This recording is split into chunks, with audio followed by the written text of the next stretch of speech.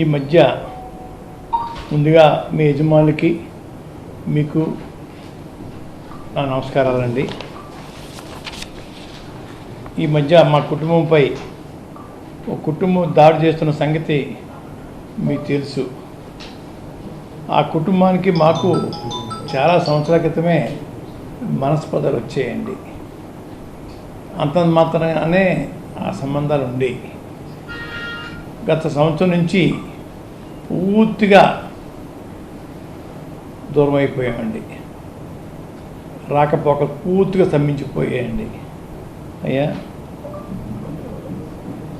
మమ్మల్ని నిత్యం టార్గెట్ చేస్తూ ఉన్నారు. బిందులు నిండిపోతున్నాయండి ఆ కళ్ళ నీళ్ళు. వాళ్ళు ఏడుస్తూ ఉంటున్నారు, నిత్యం ఏడుస్తూనే ఉంటున్నారు. మా అబ్బాయి గిరి ఎదుగుదల గురించి నిత్యం ఏడుతూనే ఉంటున్నారు. అయ్యా, ఓరలా పోతున్నారు, రగిలిపోతున్నారండి. అయ్యా, వాళ్ళకి వచ్చే పోయే కాలం ఏంటో తెలియదు. నా కొడుకు రాజకీయంగా పైకి వచ్చి తప్ప ఏమన్నా వారిని ఏమైనా డబ్బులు అడిగామా, వారు సాయం కోరామా? ఏమీ లేదే. వాళ్ళ సంబంధం ఏంటని అడుగుతా ఉన్నాను నేను. నాకు క్యాన్సర్ వచ్చిందని నన్ను ఇంట్లో బంధించారని, నా చిన్న కొడుకు పట్టించుకోవట్లేదని, మా చిన్న కొడుకు మామయ్య గారు పట్టించుకోవట్లేదని చెప్పేసి తప్పుడు పేరాపన, తప్పుడు సమాచారం ప్రజలకు ఇస్తూ ఉన్నారు. అయ్యా, తప్పు తప్పు తప్పు. రోజు నా చిన్న కొడుకే నాకు సేవ చేస్తూ ఉన్నాడు. రోజు నా చిన్న కొడుకే నాకు సేవ చేస్తూ ఉన్నారు. కాళ్ళు కూడా నొక్కి రాత్రి నేను పడుకునే వరకు కూడా సేవ చేస్తూ ఉన్నారు. అయ్యా, మాకు నా కొడుక్కి నాకు మనస్పర్ధ పెంచి దూరం చేస్తే వాళ్ళ గడపకు వస్తానమని చెప్పి అనుకుంటున్నారండి. చేస్తే ఈ జన్మ కదా ఎన్ని జన్మలు ఎత్తినా కూడా గుమ్మం ఎక్కను. ఆ గుమ్మం ఎక్కడం కోసం నాకు, నా కొడుక్కి, మా వీంకుడు శివాజీ గారికి మనస్పర్ధ పెంచడానికి ప్రయత్నం చేస్తూ ఉన్నారు. అది ఆపండి, తప్పు. ఇటువంటి కుళ్ళు రాజకీయాలు, కుళ్ళు మనస్తత్వాలతోటి ఎంతకాలం జీవిస్తానని అడుగుతా ఉన్నా నేను. మీకు నాకు సంబంధం ఏంటి? సంవత్సరం కాలం నుంచి మీకు మాకు రాకపోకలు లేవే. ఎందుకు నా గురించి ఎడుతూ ఉన్నారు మీరు? బిందులు కళ్ళ నీళ్ళు కాల్చేస్తూ ఉన్నారే. నా కొడుకు రాజకీయాలు రావడం వాళ్ళకి కంటికి చూడలేకపోతున్నారు. కంటితోటి పిచ్చి పిచ్చిగా వాక్కండి, పిచ్చి పిచ్చిగా తప్పుడు సమాచారం ప్రజలకు ఇవ్వకండి. ఈ అమ్మాయి మాంగారికి క్యాన్సర్ వచ్చింది. 3 నెలలు నేను రాజమండ్రి హాస్పిటల్ రోజు వెళ్ళి వైద్యం చేయించాను. ఈ అమ్మాయి 3 వారానికి 10 రోజులు వచ్చి కూడా చూడడానికి అలో అంతే. వీళ్ళు సేవ చేశారట తల్లికి. నా కొడుకు 24 గంటలు నా సేవ చేస్తుంటే ఏడుస్తూ ఉన్నారు వీళ్ళు. వారం రోజులకి 1 గంట సేవ చేసేవారు కదా నా కొడుకు, వాళ్ళ కొడుకు. వీళ్ళు నా మీద పెద్ద ప్రేమ వలబోసేస్తూ ఉన్నారు. పిచ్చివాళ్ళారా, అన్నీ గుర్తున్నాయి. అయ్యా, గతంలో సార్ మనస్పర్ధలు వచ్చాయి చెప్తున్నాను సార్ మీకు.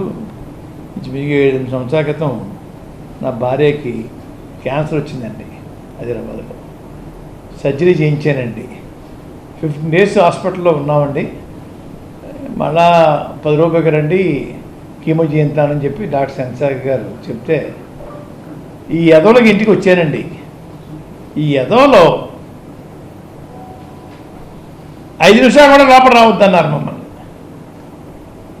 5 నిమిషాలు కూడా మొగుడు పిల్లం మా ఇంటికి రావద్దు. ఇది వారి ఆదేశం అండి. వీళ్ళు మా మీద ప్రేమ చూపిస్తున్నారా?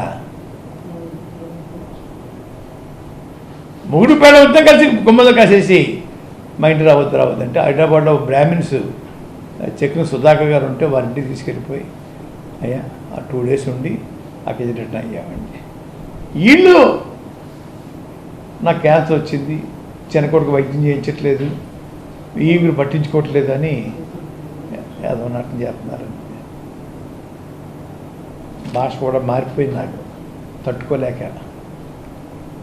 నన్ను ఎందుకు ఎత్తుకోవాలా, నన్ను ఎందుకు రోడ్డు మీద నాగాలా, మీకు నాకు సంబంధాలు లేవే, 1 year నుంచి మేము రాకపోకలు లేవే, పూర్తిగా దిగిపోయే, ఇంకా నన్ను టార్గెట్ చేస్తా ఉన్నారా, ఏ వాసించి టార్గెట్ చేస్తారని అడుగుతా ఉన్నాను. నువ్వు టార్గెట్ చేసి బెదిరిపోతానా?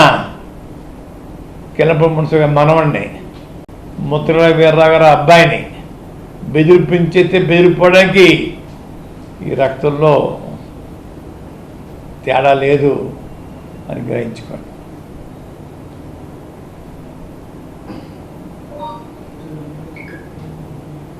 నాకు వయసు రీత్యా 6 సంవత్సరాలు నాకే కదండి, ప్రతి మనిషికి ఉంటాయి.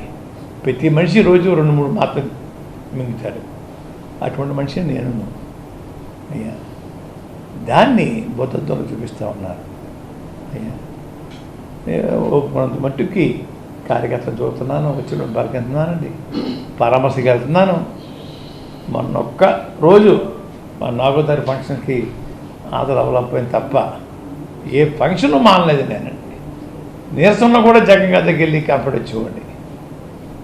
వయసు రీత్యా కొంచెం ఇబ్బందులు ఉంటాయి అయ్యా, అందరికీ ఉంటాయి ఇబ్బందులు, నాకు ఒక్కరికే కదండి అయ్యా. దాన్ని పోతుందో చూపిస్తూ ఉన్నారు అయ్యా. మనం చూశానని మొన్న మా రైల్వే కేసు ప్రభుత్వం దొరుకుతుంది గౌరవ హైకోర్టు పర్మిషన్ తోటి అని పేపర్లో వచ్చిందండి. ఆ మరుసటి రోజునే ఈ వత్తాదులు సంబంధం లేని మనుషులు కేసు వీళ్ళే డ్రాప్ చేయించారని చెప్పేసి ఏదో ప్రచారం చేసుకుంటా ఉన్నారు. చెత్త ప్రచారం. వీళ్ళకి రాజకీయ సంబంధం ఏంటండి, వీళ్ళకి కేసుకి సంబంధం ఏంటండి? వీళ్ళు డ్రాప్ చేయించారని కేసు, వీళ్ళు డ్రాప్ చేస్తే కానీ నేను బతకలేను అయ్యాను. చెత్త మాటలు, చెత్త చెత్త చెత్త మాటలు, సిగ్గు లజ్జ అన్నీ వదిలేసేసి డ్రాప్ చేయించారు. నేను ఒకటి అడుగుతున్నానండి వాళ్ళని, నిజంగా మీకు ఆ శక్తి ఉంటే సూపర్ 6 హామీలు, ఇతరితర హామీలు ముఖ్యమంత్రి గారు ఇచ్చారు. అలా కాపులు బీసీలో కలిపే జీవో ఒకటి అమలు చేయమని మీ దమ్ము ధైర్యం ఉంటే చేయించండి. అంతేగాని సూలితో సూలి అదో సూలు మీరు డ్రాప్ చేయించారమ్మా కేసుని, మీరు డ్రాప్ చేస్తే మా దిక్కు లేదా? చెత్తాడి మాటలు ఆపండి, చెత్తాడి మాటలు ఆపండి. ముఖ్యమంత్రి చంద్రబాబు నాయుడు గారికి, లోకేష్ గారికి తెలిస్తే సిగ్గుపడతారండి. నేను సిగ్గుపడుతున్నాను. ప్రభుత్వంలో పెద్దలు చెప్పవలసిన మాటలు అనామకులు నోటంట మీకు కేసు డ్రాప్ చేయించేసామని మాట చాలా చాండాలంగా మాట్లాడడం అనేది ముఖ్యమంత్రి గారికి చింతనమే. విన్నా కూడా మేము చింతనగా ఫీల్ అవుతున్నాను. ముఖ్యమంత్రి గారి దీని మీద చర్య తీసుకోండి. చెత్తాడే మనుషులు ఇష్టం వచ్చినట్టు మాట్లాడుతూ ఉన్నారు. వారి సంబంధం ఏంటండి? ముఖ్యమంత్రి గారు మీ ఇష్టం ఉంటే కేసు పెడతారు, ఇష్టం తీసేస్తారు. అది మీ నోటంట రావాలి తప్ప లోకేష్ బాబు నోటంట రావాలి. లోకేష్ బాబు గారు నోటంట, అంతేకి ఈ చెత్తాడి గాళ్ళ నోటంట రావటం అనేది చాలా సిగ్గుచేటు. ముఖ్యమంత్రి గారు దీని మీద కొంచెం దయచేసి దృష్టి పెట్టండి. వీళ్ళు ఎవరో, వీళ్ళ సంబంధం ఏంటి దృష్టి పెట్టమని కోరుకుంటా ఉన్నాను.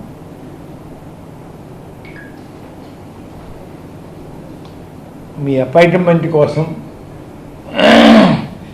మీ చీప్ పబ్లిసిటీ కోసం దిగజారి బతకండి. దిగజారి బతకొద్దు. బిందుతో నీళ్లు కళ్ళని కాచేకండి. నవ్వుతున్నారు పక్కన వాళ్ళు చూసి. ఆపండి. మీకు మాకు సంబంధాలు లేవు. ఈ జన్మ కాదు ఎన్ని జన్మలు ఎత్తినా కూడా మీకు మాకు సంబంధాలు ఉండవు ఉండవు ఉండవు ఉండవు. అనవసరంగా నా ప్రస్తావన తేకండి, అనవసరంగా నా ప్రస్తావన తేకండి. మీ ప్రస్తావన మీరు తేకలేదు, నా ప్రస్తావన తేవాలి. మీరు మీకు సంబంధం ఏంటి అడుగుతూ ఉన్నాను. సిగ్గు లజ్జ ఉంటే వేళ నుంచి ఆపండి మీ తప్పుడు ప్రచారాలు, కంటి తుడుపు ఏడుపులు ఆపండి. గౌరవంగా బతకడానికి ప్రయత్నం చేయండి, చీప్గా బతకడానికి ప్రయత్నం చేయకండి. Okay sir. సరే, ఏ పార్టీ అయినా మీ మధ్యలో ఉండే ఏమైనా చేస్తుందంటారా సార్? మీ మాటలకి నేను ఇంకెవరిని కామెంట్ చేయను సార్. చేసేవాడికి బుద్ధి ఉండాలి సార్, చేయించడం కాదండి, చేసేవాడికి బుద్ధి ఉండాలా. మాకు వాళ్ళకి సంబంధం ఏంటి, మీ ఎందుకు రోడ్డు మీద లాగాయింది అని ఆలోచనతో ఏడాలాళ్ళు.